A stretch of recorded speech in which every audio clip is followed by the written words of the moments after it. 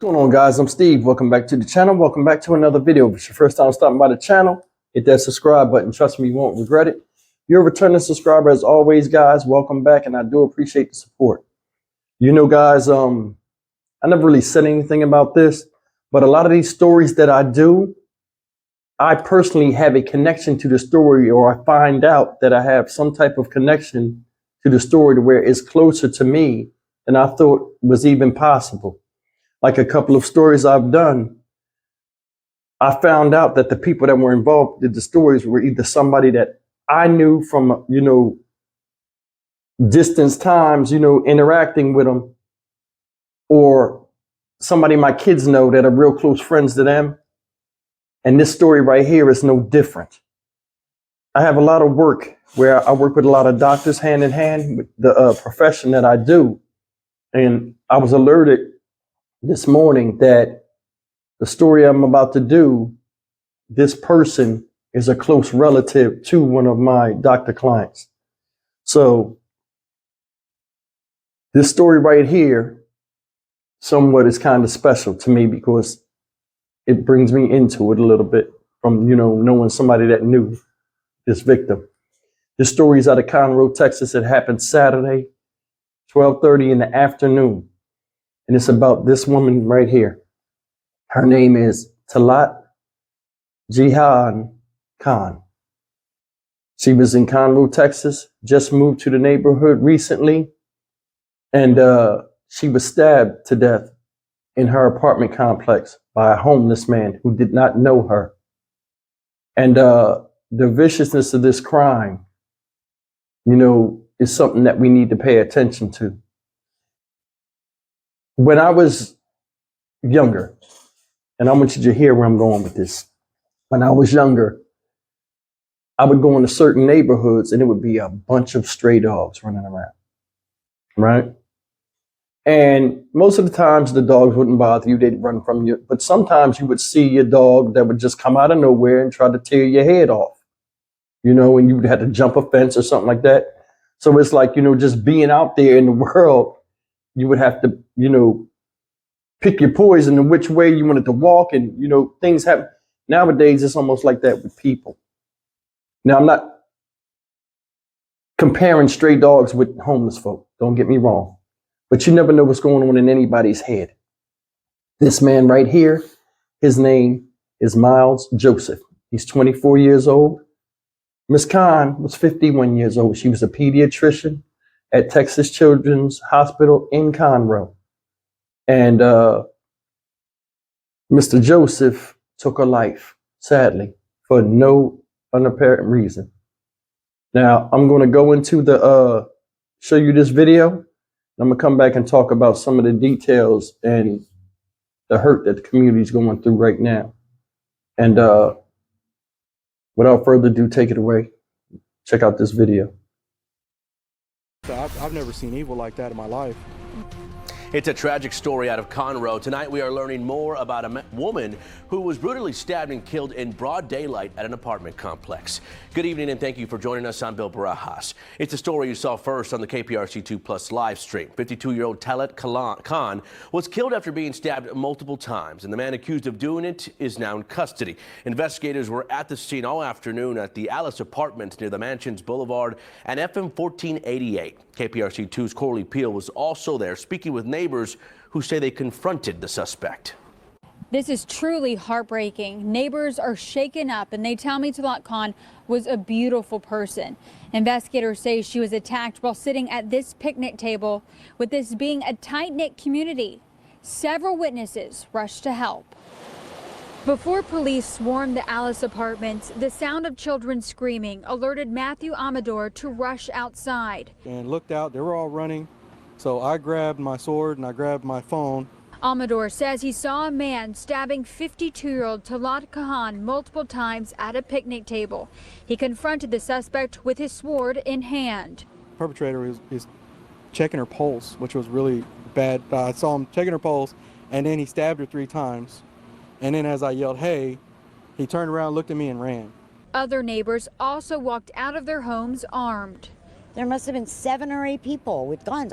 Amador says the police quickly showed up. I just started yelling out description, you know, tall, white guy, purple shirt. Police caught up to the suspect, taking him into custody. At this time, it's unclear what his relationship is to Khan.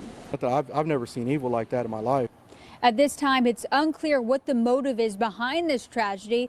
Detectives say they are not releasing the suspect's name right now. They are questioning him, and he is in police custody, but this is an ongoing investigation, and we, of course, will keep you updated as we learn more. In Conroe, Corley Peel, KPRC 2 News.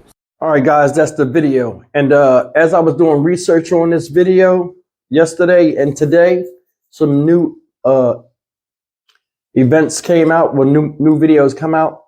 It's a short video. Before I go into this and give my opinion of this whole thing and give you guys something to really think about, I want to play this small excerpt real fast. And I want you guys to pay attention to what they're saying in this and see if you agree or disagree. And then we'll come back and talk about it. Check it out. Still trying to figure out a motive in the brutal death of a Conroe doctor over the weekend. Dr. Talat Khan was stabbed several times Saturday afternoon while she sat at a picnic table at her apartment complex. Tonight, her accused killer remains behind bars. Marcelino Benito in the newsroom tonight with the latest. And Marcelino, Dr. Khan was a Muslim. Some are concerned she may have been attacked because of her religion.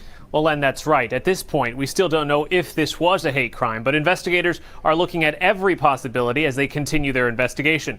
Tonight, we're getting our first look at the suspect in court.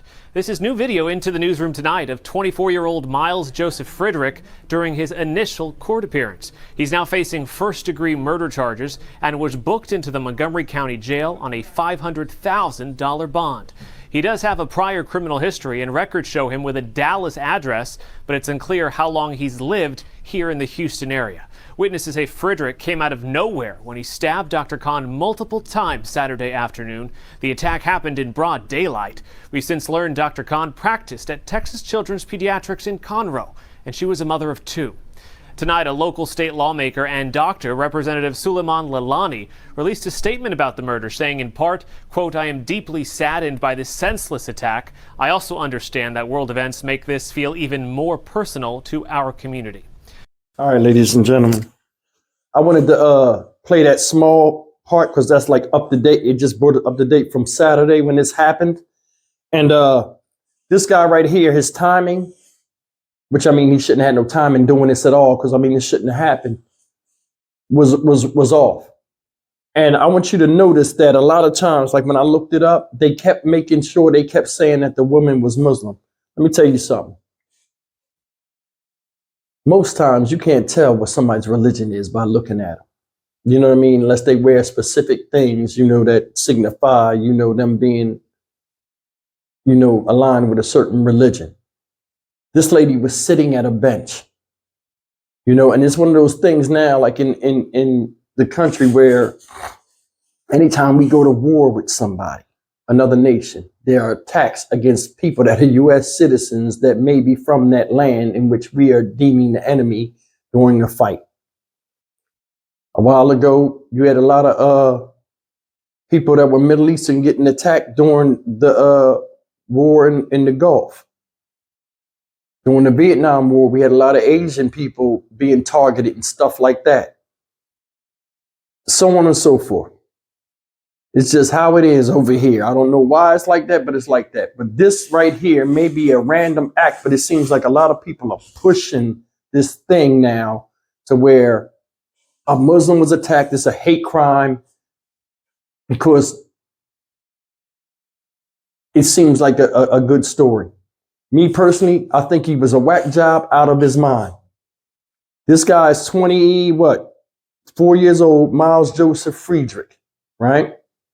He lived under a bridge in that neighborhood. That's the thing. He looked like, and it's funny, like it's ironic how he looked like a troll and he was actually living under a bridge as a homeless person. But anyway, guys, I'm going to show you how this could have been any of us. This lady was sitting at a park bench with her dog on her cell phone. This guy came up behind her. She never even seen it coming. stabbed her. Now, in the video, they say she was stabbed a few times. No, she was stabbed dozens of times. In another video where they were talking about a vigil where the guy chased him off with the sword, the guy said he checked her pulse and then stabbed her 3 more times, like he was trying to end this. And I think this is why they're pushing the narrative of, oh, he was targeting somebody because he thought they were Muslim or they were Muslim. He didn't know they was Muslim. And if he was targeting them over there, that's why they're trying to push this hate crime narrative, because he stabbed her, checked the pulse, and then again, the guy's out of his mind. So he could have did that regardless. Now, I'm not saying it is not a hate crime, but it's just funny how, like, you know, when 2 people don't look alike, they start pushing these different narratives out there sometimes.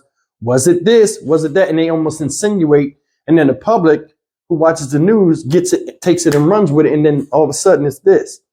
The bottom line is, whether she was Muslim or not, a lot of innocent people are being targeted out here in society right now that don't deserve nothing that's happening to them.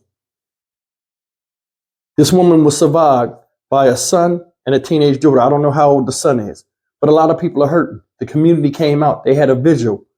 They're hurting. If anybody is close to this story that watches this video, drop me a line if you have any more details of what they're not talking about on TV, you know, or if you was a witness that was there and you want to tell the story for Ms. Khan, or if you know when the funeral is, let me know, because I mean, I would attend the funeral.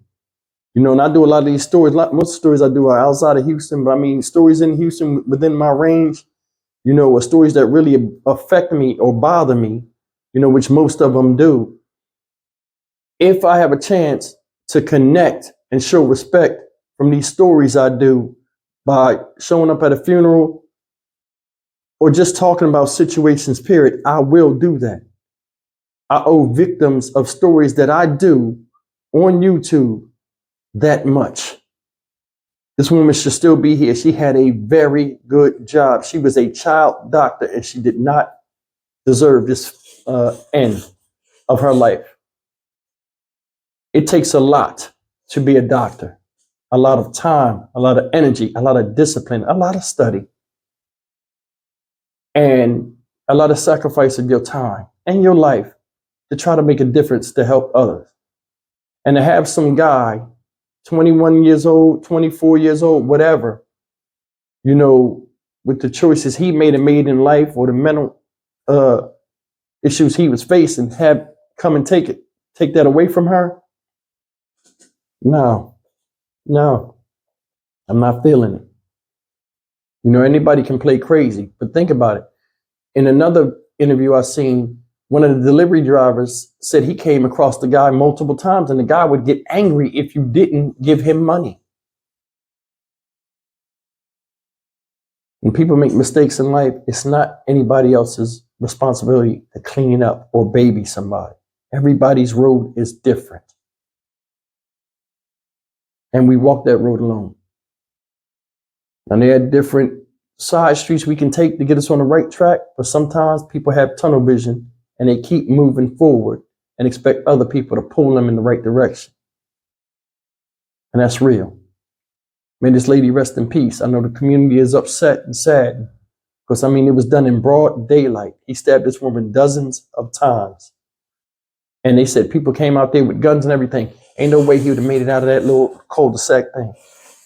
Because if I was out there, I mean, and I'm being dead honest with you, and I seen something like that to somebody that didn't deserve it, he would have got popped.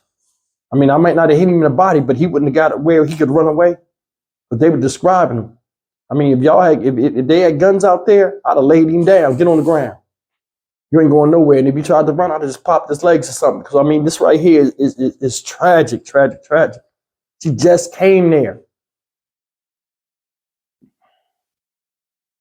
I'm Stock Market Steve for the Dynamic Reason channel. As always, like, comment, share, and subscribe. May this lady, Dr. Talat Khan, rest in peace. See you in the next video. Take care.